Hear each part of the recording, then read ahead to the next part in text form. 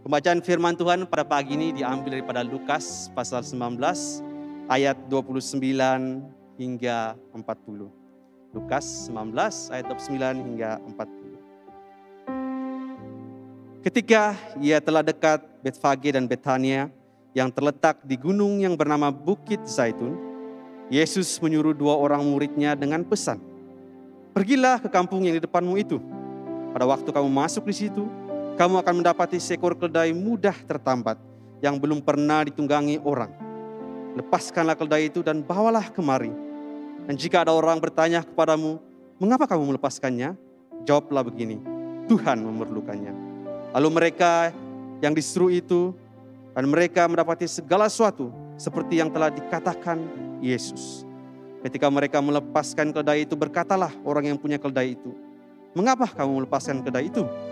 Kata mereka, "Tuhan memerlukannya." Mereka membawa keledai itu kepada Yesus, lalu menggalasinya dengan pakaian mereka dan menolong Yesus naik ke atasnya. Dan sementara Yesus mengendarai keledai itu, mereka menghamparkan pakaiannya di jalan. Ketika ia dekat Yerusalem dan di tempat jalan menurun dari Bukit Zaitun, mulailah semua murid yang mengiringi dia bergembira dan memuji Allah dengan suara nyaring oleh karena segala mujizat yang telah mereka lihat. Kata mereka, "Diberkatilah dia yang datang sebagai Raja dalam nama Tuhan, damai sejahtera di surga dan kemuliaan di tempat yang maha tinggi." Beberapa orang Farisi yang turut dengan orang banyak itu berkata kepada Yesus, "Guru, tegurlah murid-muridmu itu." Jawabnya, "Aku berkata kepadamu, jika mereka ini diam, maka batu ini akan berteriak." Demikianlah firman Tuhan. Syukur kepada Allah. Bapa di sorga, terima kasih Tuhan. Pada pagi hari ini kami sangat bersyukur kepadamu, karena Engkau memberikan kami kesempatan untuk datang beribadah bersama-sama, memuji dan menyembah Engkau. Dan saat ini Tuhan, kami ingin mendengarkan firman-Mu. Terangilah hati dan pikiran kami, agar kami beroleh pengertian yang benar akan kebenaran firman. Demi Kristus kami berdoa dan mengucap syukur.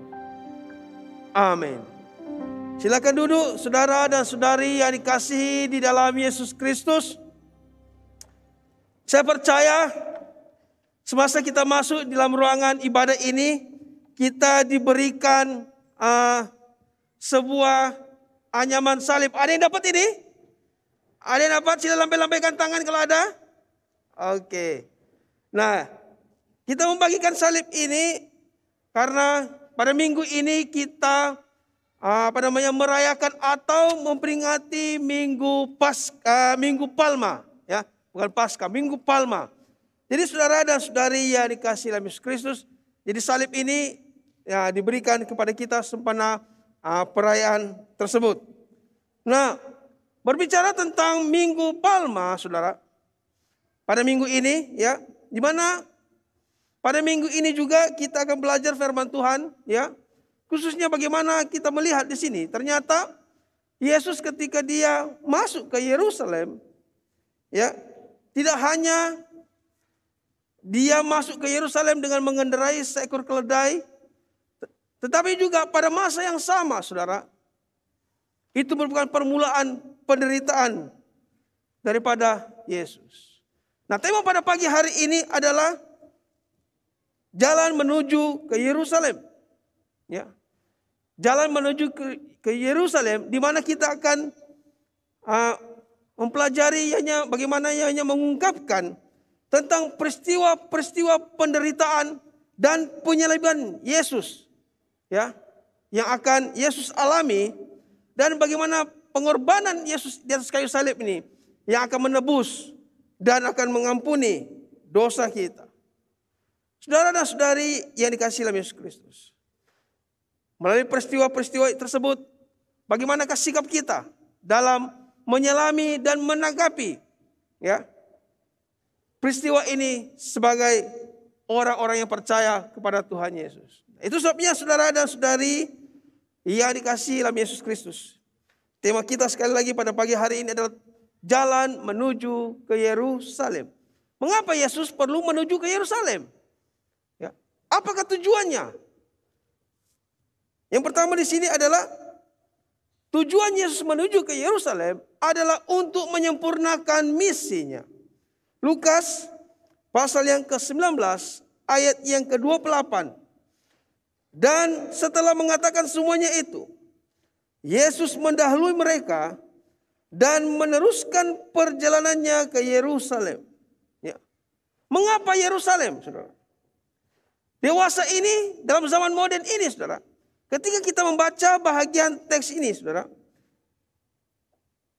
mungkin muncul dalam pemikiran kita beberapa pertanyaan-pertanyaan seperti berikut. Ya. Mengapa Yesus harus ke Yerusalem? Mengapa Yesus tidak jalan ke tempat yang lain? Ya. Apakah istimewanya kota Yerusalem ini, saudara? Kalau kita membaca, ya, secara menyeluruh dalam kitab-kitab Injil, saudara, maka kita akan dapat memahami bahwa Yesus memilih kota Yerusalem karena ia punya satu misi yang harus diselesaikan. Dan misi ini tidak hanya misi ini hanya boleh dilakukan oleh Yesus sendiri, saudara. Artinya manusia tidak boleh dapat melaksanakan misi ini. Hanya Yesus seorang diri saja. Itu sebabnya kalau kita membaca dalam Lukas pasal yang ke-18 ayat yang ke-31 berbunyi demikian. Yesus memanggil ke-12 muridnya. Lalu berkata kepada mereka, sekarang kita pergi ke Yerusalem. Dan segala sesuatu yang tertulis oleh para nabi mengenai anak manusia akan digenapi. Ya. Jadi kita nampak di sini, tujuan Yesus pergi ke Yerusalem adalah untuk menggenapi segala sesuatu yang sudah dinubuatkan, yang sudah tertulis di dalam Alkitab atau dalam firman Tuhan mengenainya. Apakah Yesus perlu genapi di sini, saudara? Apakah peristiwa-peristiwa yang harus Yesus laksanakan? Apakah misi Yesus, saudara, yang harus dia sempurnakan, saudara? Sehingga ia harus pergi ke Yerusalem. Nah, kalau kita membaca, saudara, ya, Yerusalem, ya, dalam konteks modern kita, saudara, ini adalah sebuah kota yang bersejarah sebenarnya. Kota yang menyimpan banyak kisah sejarah para nabi. Bahkan sejarah tentang Yesus yang sangat menarik sebagai pengetahuan awam. Sayangnya, di sebalik kisah-kisah yang menarik ini, saudara, tersimpan peristiwa-peristiwa yang menggerunkan, yang menakutkan. Ya. Di mana dalam kota yang sama juga, ternyata pembunuhan atas para nabi, bahkan terhadap Yesus sendiri pun berlaku di kota Yerusalem. Lukas 13 ayat yang ke-33 hingga ayat yang ke-34. Tetapi hari ini dan besok dan lusa aku harus meneruskan perjalananku. Sebab tidaklah semestinya seorang nabi dibunuh kalau tidak di Yerusalem. Yerusalem, Yerusalem, engkau yang membunuh nabi-nabi dan melempari dengan batu orang-orang yang diutus kepadamu. Berkali-kali aku rindu mengumpulkan anak-anakmu, sama seperti induk ayam mengumpulkan anak-anaknya di bawah sayapnya. Tetapi kamu tidak mau. Perhatikan di sini, saudara. Saya mau mengajak kita dalam poin yang pertama ini untuk terus menyelami perasaan Yesus. Ketika dia mengendarai seekor keledai menuju ke Yerusalem. Ya. Kira-kira kalau kitalah Yesus, saudara. Kalau kitalah yang seperti Yesus yang menuju ke Yerusalem. Dan kita tahu apabila kita sampai di kota Yerusalem, kita akan dibunuh. Pertanyaannya bagi kita, saudara. Apakah kita mau meneruskan lagi perjalanan itu? Ya.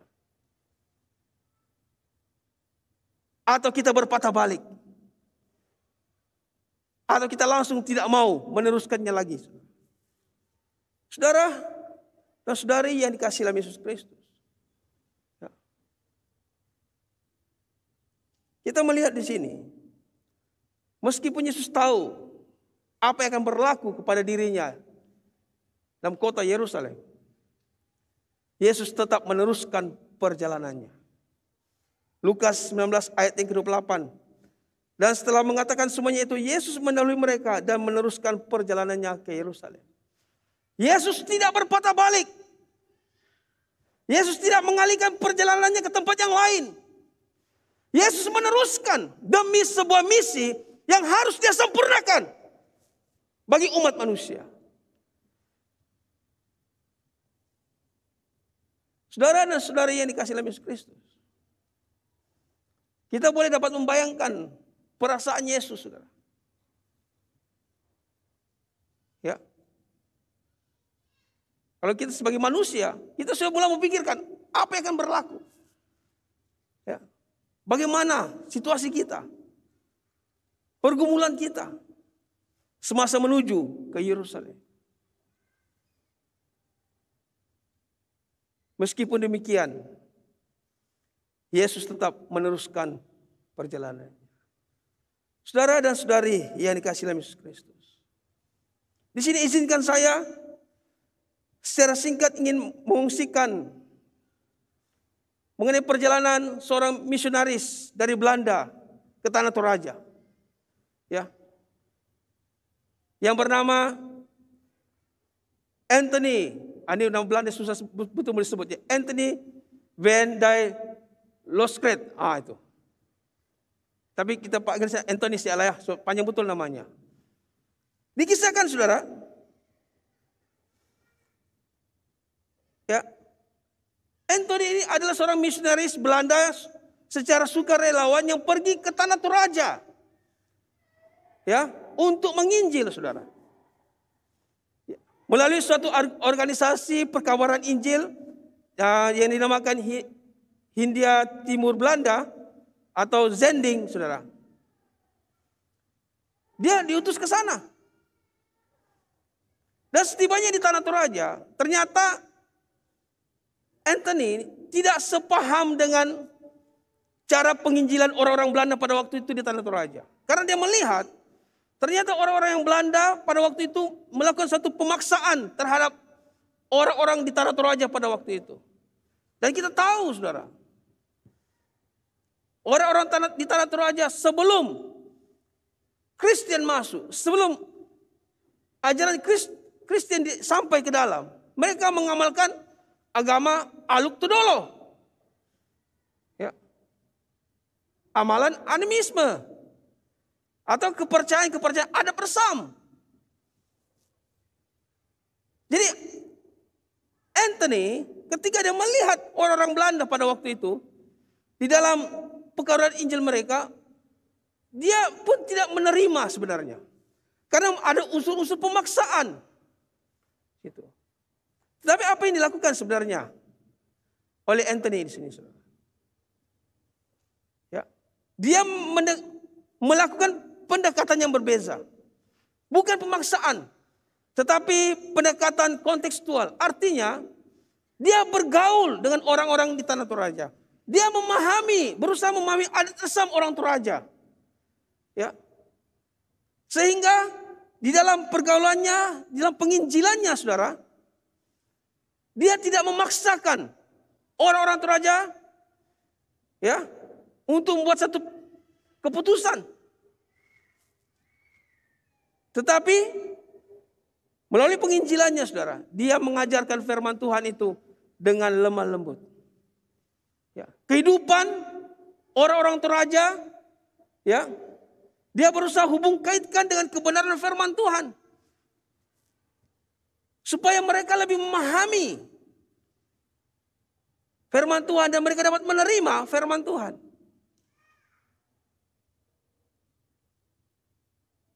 Bukan hanya itu, saudara. Pelayanan daripada Anthony ini bukan hanya setakat memberitakan Injil kepada orang-orang di Tanah Toraja, tetapi juga dia terlibat di dalam pelayanan sekolah-sekolah misi. Ya, ada beberapa sekolah-sekolah misi yang didirikan di Tanah Toraja. Nah, sayangnya, saudara,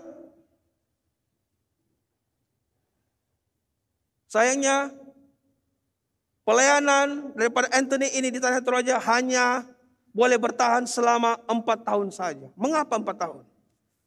Karena pada tanggal 26 Julai 1937, Anthony dalam satu lawatannya ke daerah Bori, ke daerah Bori untuk melihat perkembangan sekolah misi di sana. Orang-orang di Bori itu ada yang tidak menyenanginya, tidak menyukainya, sehingga mereka mengambil tombak lalu mereka membunuh Anthony. Dan kuburan Anthony itu masih ada di Tanah Toraja sampai hari ini. Saudara dan saudari yang dikasihi dalam Yesus Kristus, ini misi daripada Anthony. Ya. Bagaimana dengan misi kita, saudara? Apakah misi kita? Misi kita adalah memberitakan, misi kita juga adalah pergi memberitakan Injil, ya, kepada seluruh bangsa. Itulah amanat agung yang harus kita laksanakan. Nah, dalam kita menyahut panggilan Tuhan untuk pergi menginjil atau melayani Tuhan, saudara, tentunya juga ianya juga tidak lepas daripada cabaran-cabaran dari luar atau yang ada di persekitaran kita. Ada kemungkinannya keputusan yang kita ambil untuk memberitakan Injil, untuk melayani Tuhan, saudara, itu menuntut cabaran-cabaran yang berat, tantangan-tantangan yang berat di dalam hidup kita. Mungkin cabaran-cabaran yang datang tidak pernah terpikirkan oleh kita selama ini. Ya.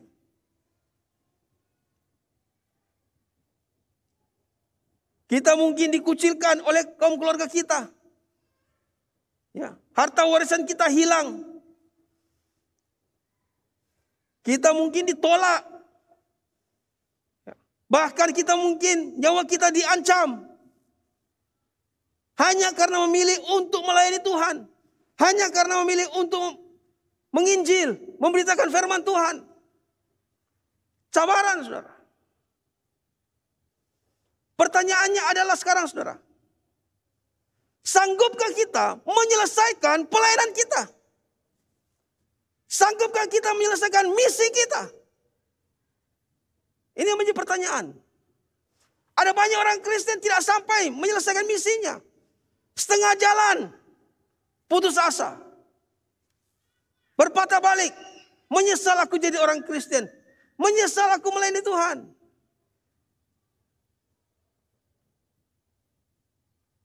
Artinya, saudara, dalam kita menyahut panggilan Tuhan, melayani Tuhan bukanlah perkara yang mudah.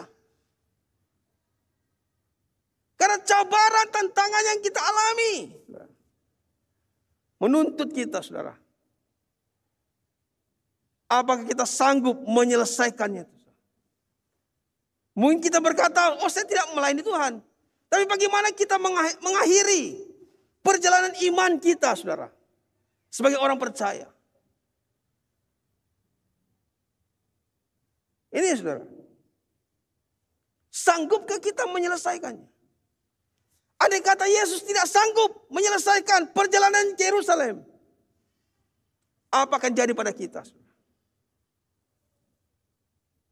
Rasul Paulus, saudara, dalam nasihatnya kepada orang-orang Kristen, ya, dalam Kisah Rasul pasal yang ke-20, ayat yang ke-24, dikatakan demikian. Tetapi aku tidak menghiraukan nyawaku sedikit pun, asal saja aku dapat mencapai garis akhir dan menyelesaikan pelayanan yang ditugaskan oleh Tuhan Yesus kepadaku untuk memberi kesaksian tentang Injil kasih karunia Allah. Perhatikan, saudara, nasihat inilah yang seharusnya kita tanam dalam diri kita sebagai orang-orang Kristen. Nasihat inilah yang harus kita tanam dalam diri kita sebagai orang yang melayani Tuhan. Nasihat inilah yang harus kita tanamkan dalam hati kita sebagai pengikut Kristus. Bahwa apa sekalipun keadaan yang kita lalui,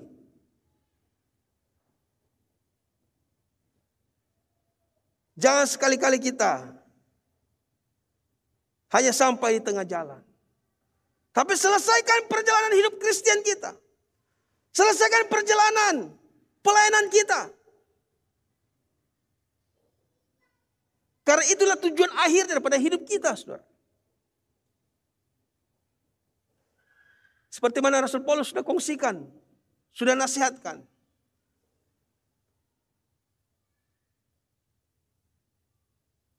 Meskipun dia berkorban nyawa, dia tetap melayani sampai akhir hidupnya. Saudara dan saudari yang dikasihi dalam Yesus Kristus. Sanggupkah kita meneruskan perjalanan rohani kita? Sanggupkah kita meneruskan perjalanan iman kita? Sanggupkah kita meneruskan pelayanan kita yang sudah dipercayakan kepada kita? Ini yang pertama, saudara. Yesus menuju Yerusalem karena punya satu misi yang harus dia sempurnakan.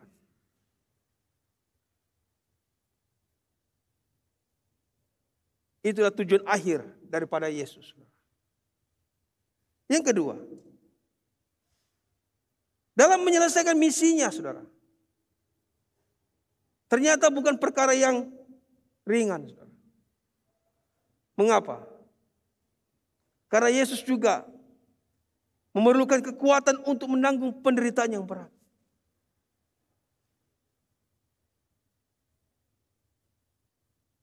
Kita lihat, saudara. Lukas 19 ayat 29 hingga ayat yang ke-36. Ketika ia telah dekat Betfage dan Betania yang terletak di antara gunung yang bernama Bukit Zaitun, Yesus menyuruh 2 orang muridnya dengan pesan, "Pergilah ke kampung yang ada di depanmu itu. Pada waktu kamu masuk di situ, kamu akan mendapati seekor keledai muda tertambat yang belum pernah ditunggangi orang. Lepaskanlah keledai itu dan bawalah kemari. Dan jika ada orang bertanya kepadamu, mengapa kamu melepaskannya? Jawablah begini, Tuhan memerlukannya." Lalu pergilah mereka yang disuruh itu, dan mereka mendapati segala sesuatu seperti yang telah dikatakan Yesus. Ketika mereka melepaskan keledai itu, berkatalah orang yang mempunyai keledai itu, "Mengapa kamu melepaskan keledai itu?" Kata mereka, "Tuhan memerlukannya." Mereka membawa keledai itu kepada Yesus, lalu mengalasinya dengan pakaian mereka, dan menolong Yesus naik ke atasnya. Dan sementara Yesus mengendarai keledai itu, mereka menghamparkan pakaiannya di jalan. Saudara dan saudari yang dikasihi oleh Yesus Kristus. Ya. Kalau kita melihat ini, saudara, ini peristiwa sambutan seorang raja, saudara. Apa yang dilakukan oleh para muridnya, para murid-murid Yesus, dan orang kebanyakan pada waktu itu, ya, merupakan satu sejarah atau momen menyambut seorang raja yang masuk ke dalam kota mereka. Dan gambaran ini, saudara, merupakan penggenapan daripada nubuatan Nabi Zakaria. Coba kita lihat. Zakaria pasal yang ke-9. Ayat yang ke-9. Dikatakan demikian. "Bersorak-soraklah dengan nyaring, hai putri Sion. Bersorak-sorailah, hai putri Yerusalem. Lihat, rajamu datang kepadamu. Ia adil dan jaya. Ia lemah lembut dan mengendarai seekor keledai. Seekor keledai beban yang muda." Jadi apa yang Yesus lakukan dalam menuju ke Yerusalem, ternyata itu sudah dinubuatkan oleh Nabi Zakaria. Dan Yesus ketika menuju ke Yerusalem disambut layaknya seorang raja, saudara. Dan memang Yesus adalah raja sebenarnya.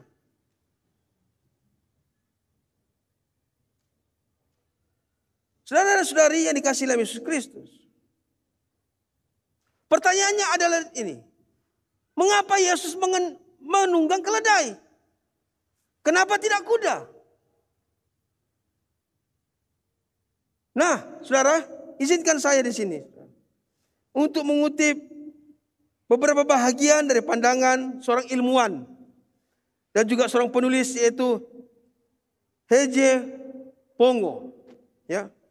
Menurut H.J. Pongo, saudara, meskipun keledai ini sering dipahami sebagai binatang yang lamban, yang lemah dan bodoh, tetapi sebenarnya ia adalah binatang yang tahan lasa dalam menanggung beban yang diletakkan di atas belakangnya.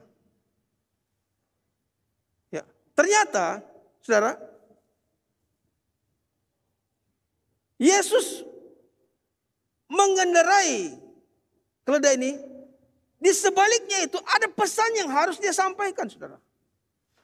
Ada satu perkara yang tersirat. Mengapa keledai? Kenapa tidak kuda, saudara? Kalau saya membaca tulisan daripada H.J. Pongo ini, saudara, dia mengatakan demikian. Keledai ini selagi dia masih berdiri dengan keempat kakinya itu, ya, beban itu masih boleh dipikulnya. Berapa banyak pun bebannya kalau kamu letakkan di sebelakang keledai, selagi dia masih berdiri dengan keempat kakinya, saudara, dia masih boleh tahan. Artinya, kalau kakinya sudah macam sudah tekangkang begitu kan, sudah dia rebah ke bawah, baru dia tidak dapat mampu menanggung beban itu. Ini kekuatan, sudah. Ya. Kekuatan daripada keledai ini. Ya, ternyata di sebalik ciri keledai yang lamban, yang bodoh, yang malas, tersirat kekuatan yang luar biasa, saudara. Nah, saudara, dalam masa-masa, menghampiri masa-masa penderitaannya, saudara,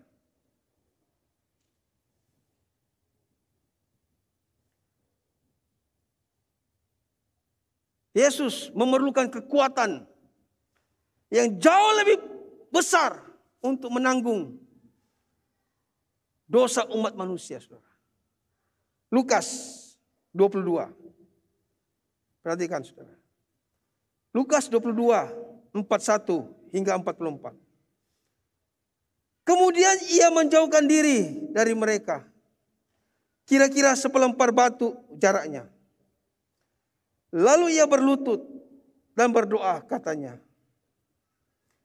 "Ya Bapakku, jikalau engkau mau, ambillah cawan ini daripadaku.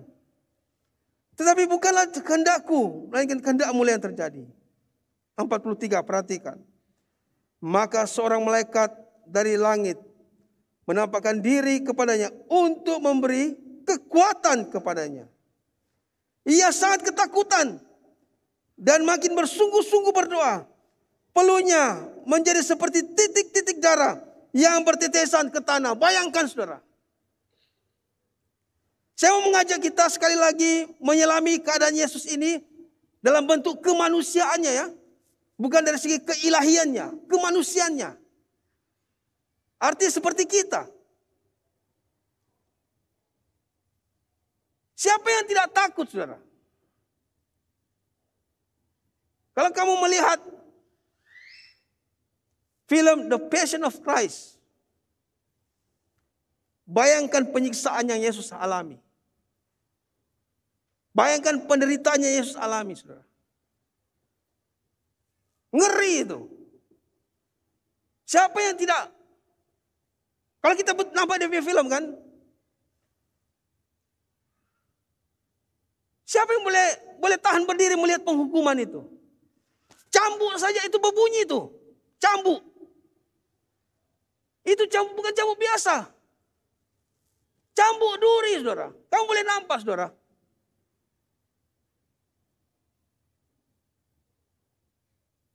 Saat tubuhnya dicambuk begitu. Begitu ditarik. Bukan hanya luka, daging itu tuh. Nanti kalau kamu balik ke rumah, lihat The Passion of Christ, bayangkan cerita ini. Yesus perlukan kekuatan. Ketika Yesus pikul salib, saudara. Ada satu ketika di mana seolah-olah dia tidak sanggup sudah. Sehingga dia terduduk Dan ada orang yang datang menolong dia. Tidak bisa, saudara. Bayangkan kalau pada waktu itu Yesus mengatakan, saya tidak mau teruskan lagi ini. Apa jadi pada kita?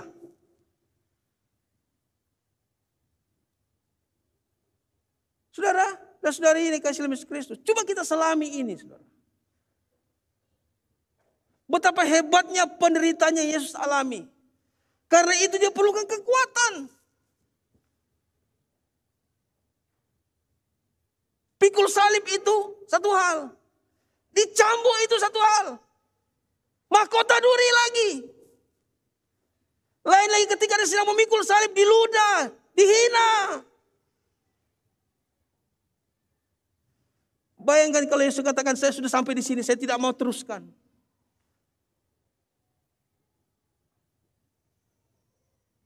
Itu sebabnya saudara, di dalam gambaran Lukas 22, 41-44 ini saudara. Keringatnya itu, Alkitab mencatat bertukar menjadi titik-titik darah.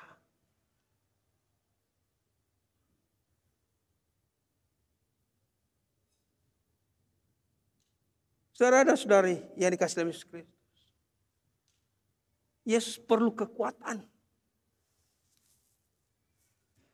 Allah Bapa tahu? Iya. Itu sebabnya saudara, Allah Bapa mengutus malaikat kepadanya untuk memberikan kekuatan. Karena dikatakan di sini, ia sangat ketakutan. Secara manusia, saudara.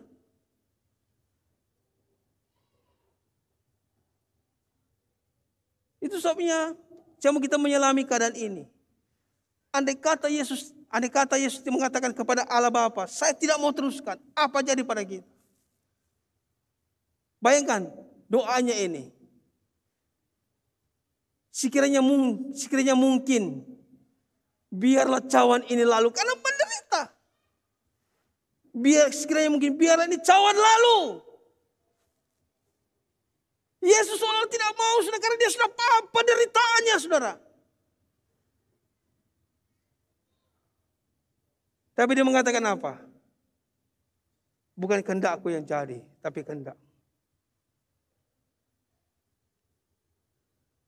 Saudara dan saudari,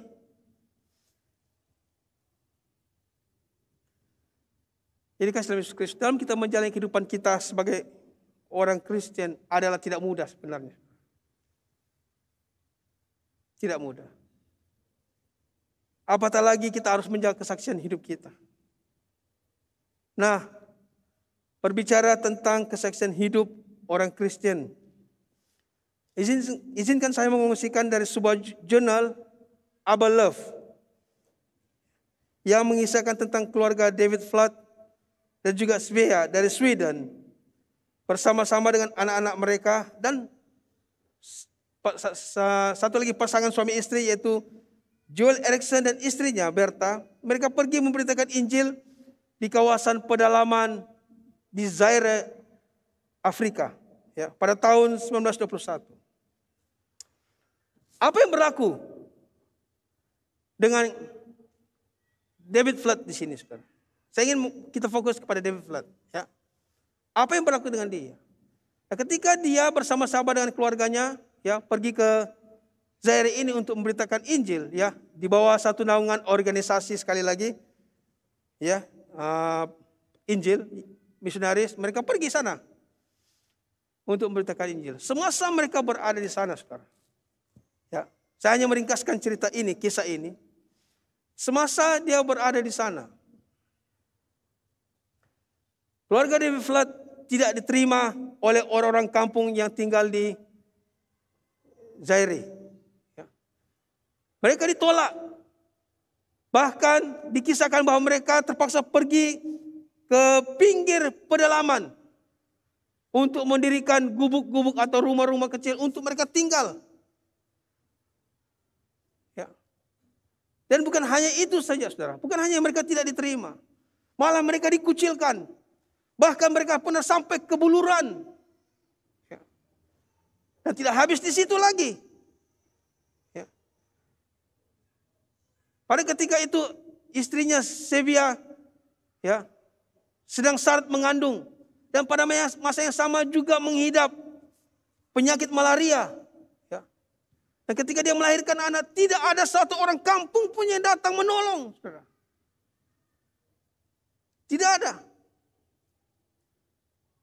Ya. Jadi yang menguburkan istrinya ini adalah David Flood sendiri.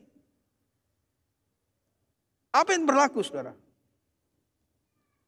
Semasa mereka berada di sana juga, hanya ada satu budak kecil yang mereka layani. Tidak seperti orang ramai seperti kamu duduk sekarang ini. Hanya ada satu orang kecil, budak kecil. Keadaan-keadaan seperti ini, saudara, memaksa David Flood kembali ke Sweden. Tidak lagi mau meneruskan pelayanannya. Malah ketika dia kembali ke pusat penginjilan, organisasi yang mengutusnya, dia berkata kepada sahabatnya, rekan sepelayanannya itu Erikson, ya, kamu asuhlah anak saya ini, Aina, ya, anak perempuan yang lahir itu Aina. Kamu asuhlah, jaga dia. Dan dia balik ke Sweden. Aina juga kasihan sebenarnya. Setelah dijaga oleh Erikson, keluarga Erikson, tidak selang beberapa lama, keluarga Erikson pun mati, diracun orang. Lalu Aina dipas lagi kepada satu keluarga. Ya, keluarga Ate. Dan keluarga Ate ini membawa Aina ya ke utara negara Kongo. Ya.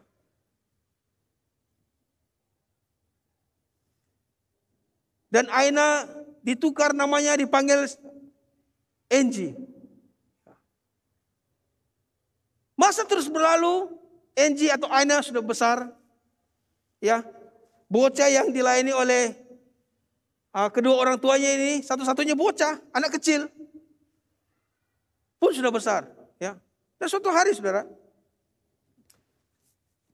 setelah satu pertemuan atau reunion di salah satu sekolah teologi di London, ya, Aina punya kesempatan untuk kembali ke Sweden, ke negara asalnya. Setibanya di Sweden, saudara, dia terus mencari kaum keluarganya. Dia berjumpa dengan saudara-saudaranya, bahkan dia berjumpa dengan bapaknya. Ketika dia berjumpa dengan bapaknya, saudara, bapaknya mengalami tekanan yang berat sebenarnya. Depresi. Ya. Dari penulisan tersebut, saudara, saya membacanya bahwa bapaknya ketika itu depresi, ya, mabuk, alkohol semua, ya. Depresi. Depresi ini, saudara, mengapa depresi? Karena David Flood ketika itu, ketika dia melihat keadaan semasa mereka melayani di Afrika, tidak ada satupun hasil yang mereka terima. Sehingga David Flood ini dalam rasa kekecewaannya, kepahitannya terhadap Tuhan, dia komplain, Tuhan, mengapa ini Tuhan saya terima? Mengapa ini yang aku alami? Tidak ada satu hasil pun yang kau berikan sama saya. David Flood tinggalkan pelayanan, balik ke Sweden. Hati kecewa, hati penuh dengan kepahitan dengan Tuhan. Tetapi pada pertemuan itu, saudara, ketika Aina berjumpa dengan bapaknya yang lagi depresi, tekanan berat, dia menceritakan segala sesuatu. Termasuklah anak kecil yang ibunya layani selama berada di Zaire. Anak kecil itu bernama Ruhi Gita, saudara. Dia menceritakan, Ruhi Gita ini anak kecil yang mama layani sekolah minggu, hanya satu budak saja. Sekarang menjadi pengkhotbah di kampung asalnya. Jadi ketika David Flood mendengar ini, David Flood yang hati terluka, yang hati penuh kepahitan, hati yang penuh tekanan, ya, menyadari akan kuasa Tuhan. Sehingga dia buka hati dan Roh Kudus menjamah hidupnya. Dan kembali pulih. Dan dia kembali sembuh seperti biasa. Dan tidak lama selepas itu, David Platt meninggal. Saudara dan saudari yang dikasihi dalam Yesus Kristus. Ternyata dalam kita menjalani kehidupan kita sebagai orang Kristen, tidak mudah.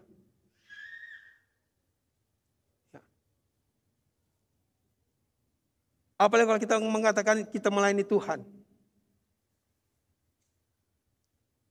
Karena tentunya banyak pengalaman-pengalaman atau penderitaan-penderitaan yang berat yang mungkin akan kita alami. Kesukaran-kesukaran yang tidak pernah kita terpikirkan selama ini kita alami. Seperti David Platt. Dia tidak pernah terpikir yang dia akan menguburkan sendiri istrinya yang meninggal. Dia tidak pernah terpikir yang dia akan meninggalkan anaknya Aina kepada orang lain, dari satu keluarga kepada satu keluarga. Dia tidak pernah terpikir. Dan ketika dia mengalaminya ini, saudara, satu penderitaannya sangat berat.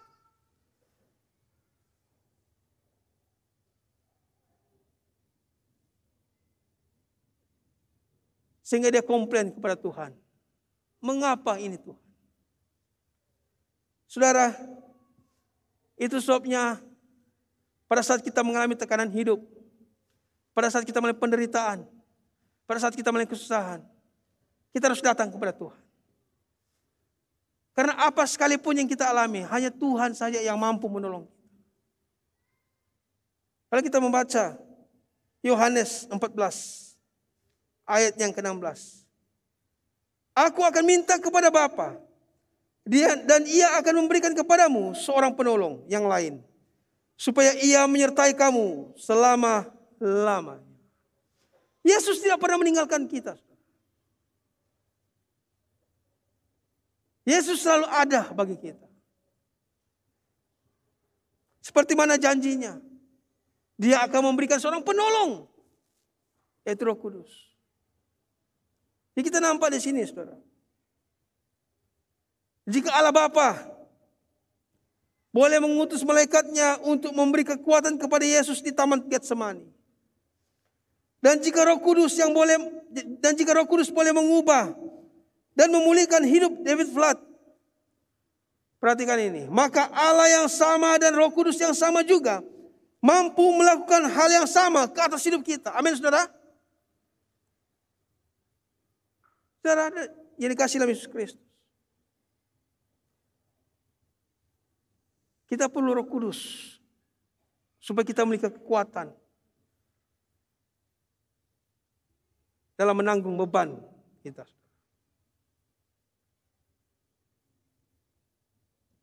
Ini yang kedua. Yang ketiga,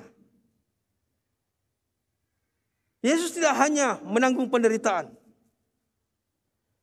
tetapi Ia juga ditolak. Lukas 19:37 hingga 40. Ketika Ia dekat Yerusalem, di tempat jalan menuju dari Bukit Zaitun, mulailah semua murid yang mengiringi Dia bergembira dan memuji Allah dengan suara nyaring oleh karena mujizat yang telah mereka lihat. Kata mereka, diberkatilah Dia yang datang sebagai Raja dalam nama Tuhan. Damai sejahtera di atas sorga dan kemuliaan di tempat yang maha tinggi. Beberapa orang Farisi yang turut dengan orang banyak itu berkata kepada Yesus, Guru, tegurlah murid-muridmu. Jawabnya, aku berkata kepadamu, jika mereka ini diam, maka batu ini akan berteriak. Saudara dan saudari yang dikasihi oleh Yesus Kristus, sambutannya yang diterima oleh Yesus sebagai layaknya seorang raja telah menimbulkan rasa tidak puas hati di kalangan orang-orang Farisi yang hadir pada masa itu. Ya. Suasana yang tidak menyenangkan ini kelihatan semasa mereka meminta supaya Yesus menyuruh orang banyak itu diam. Mengapa orang-orang Farisi bertindak demikian? Karena murid-murid Yesus dan orang banyak pada masa itu bergembira dan memuji Allah dengan suara yang nyaring. Kata mereka, diberkatilah dia yang datang sebagai Raja dalam nama Tuhan. Damai sejahtera di sorga dan kemuliaan di tempat yang maha tinggi. Tindakan orang-orang Farisi ini menunjukkan bahwa mereka menolak Yesus.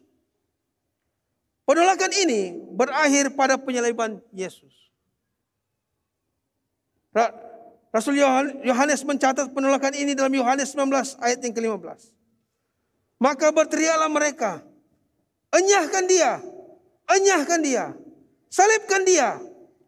Kata Pilatus kepadanya, haruskah aku menyalibkan rajamu? Jawab imam-imam kepala, kami tidak mempunyai raja selain daripada Kaisar. Perhatikan saudara, gambaran-gambaran daripada penderitaan Yesus. Tidak hanya menderita, malah ditolak saudara.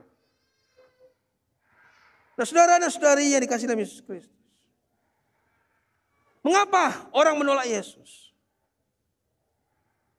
Dalam satu artikel God Question yang bertajuk mengapa banyak orang menolak Yesus sebagai juru selamat, memberikan 4 alasan berikut.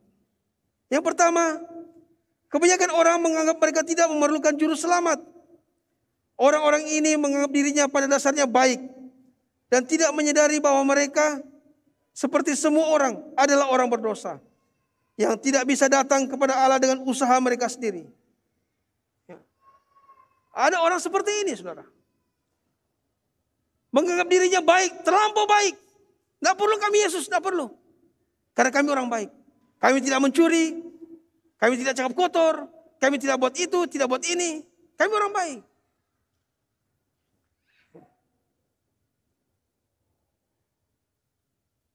Tapi Yesus berkata dalam Yohanes 14 ayat 6.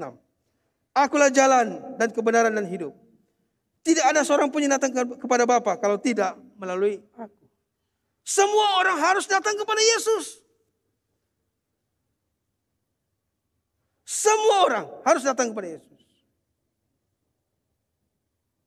Karena mereka yang menolak Kristus tidak akan dapat berdiri di hadapan Allah. Mereka tidak akan berhasil memperlihatkan segala sesuatu perbuatan yang baik di hadapan Allah melalui kemampuannya sendiri. Tidak ada satu perkara pun yang kita buat di muka bumi yang menyatakan kita baik. Tidak ada saudara. Itu sebabnya kita harus datang kepada Yesus. Karena kita semua orang yang berdosa. Yang kedua, mengapa orang menolak Yesus sebagai juru selamat? Rasa takut terhadap penolakan sosial atau penganiayaan menghalangi mereka untuk menerima Kristus sebagai juru selamat. Orang-orang yang tidak percaya seperti yang diceritakan dalam Injil Yohanes pasal yang ke-12 ayat 42 hingga 43. Tidak mau mengakui Kristus karena lebih peduli dengan status mereka di kelompoknya berbanding melakukan kehendak Allah. Mereka adalah orang-orang Farisi yang dibutakan oleh kecintaan mereka terhadap status dan harga diri mereka. Sebab mereka lebih suka menerima kemuliaan dari manusia daripada kemuliaan daripada Allah. Saudara, ini yang kedua. Ya. Takut terhadap penolakan orang-orang sekitar. Takut dikucilkan daripada kelompok-kelompok tertentu. Takut tidak diterima masuk dalam satu kumpulan-kumpulan tertentu.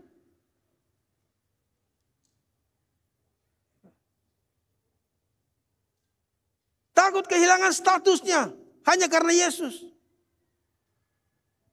Ini saudara, banyak orang menolak Yesus seperti ini. Golongan yang ketiga yang menolak Yesus. Bagi sebagian orang, hal-hal yang ditawarkan oleh dunia ini jauh lebih baik, jauh lebih menarik berbanding hal-hal yang bersifat kekal.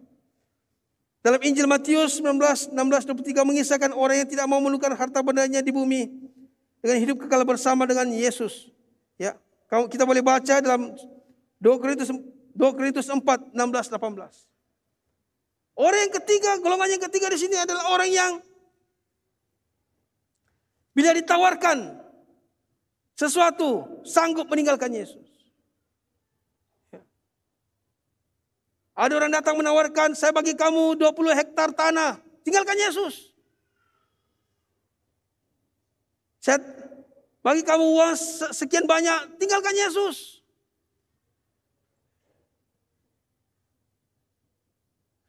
Sanggupkah kita berbuat demikian?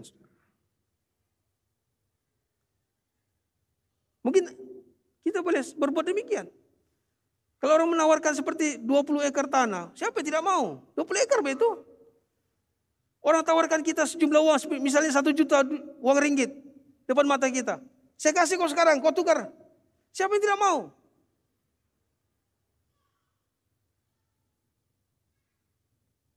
Banyak orang Kristen menukar imannya karena tawaran-tawaran seperti ini.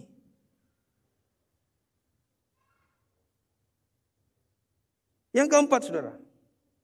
Banyak orang yang menolak usaha Roh Kudus untuk menarik mereka kepada iman di dalam Kristus.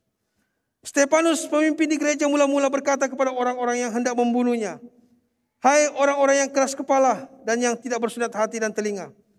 Kamu telah menentang Roh Kudus, sama seperti nenek moyangmu. Demikian juga kamu." Kisah Para Rasul 7 ayat 51. Banyak orang tidak mau disedarkan, diperingatkan. Malah mereka berdegil, keras kepala. Menolak Yesus. Apapun alasan mengapa seseorang menolak Yesus Kristus, penolakan mereka memiliki konsekuensi yang kekal. Di bawah kolong langit ini tidak ada nama lain yang diberikan kepada manusia yang olehnya kita dapat diselamatkan, selain daripada nama Yesus. Mereka yang menolak Yesus karena alasan apapun akan menghadapi penghukuman yang kekal dalam kegelapan yang paling gelap di neraka, di mana akan ada ratap dan kertak gigi. Orang yang menolak Yesus akan menerima penghukuman yang kekal. Saudara dan saudari yang dikasihi oleh Yesus Kristus, bagaimana dengan sekarang? Bagaimana dengan kita pada hari ini, saudara? Apakah kita masih lagi mau mengeraskan hati kita untuk tidak menerima Yesus? Masih mau berdegil untuk menutup hati kita kepada Yesus? Rasul Paulus dalam suratnya menasihatkan kepada jemaah di Roma. Dalam Roma pasal yang kedua ayat yang keempat. Maukah engkau menganggap sepi kekayaan kemurahannya, kesabaran dan kelapangan hatinya? Tidakkah engkau tahu bahwa maksud kemurahan Allah ialah menuntun engkau kepada pertobatan? Saudara dan saudari yang dikasihi oleh Yesus Kristus, jika selama ini kita masih lagi menolak Yesus, menutup hati kita terhadap Yesus, bertobatlah, saudara.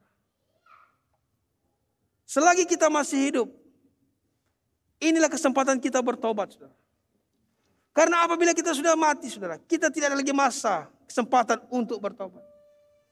Itu sebabnya Rasul Paulus menasihatkan kepada jemaat di Roma, bahkan kepada kita pada hari ini. Maukah engkau menganggap sepi kekayaan, kemurahan, kesabaran, dan kelapangan hati Allah? Selagi kita masih ada sekarang, saudara, inilah masa kemurahan Tuhan. Inilah masa kelapangan hati Tuhan yang harus kita responi.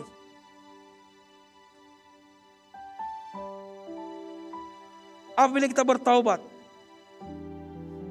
dan menerima Yesus, kita akan menerima anugerah Allah, yaitu pengampunannya. Seperti yang dicatat dalam Efesus pasal yang pertama ayat yang ke-7.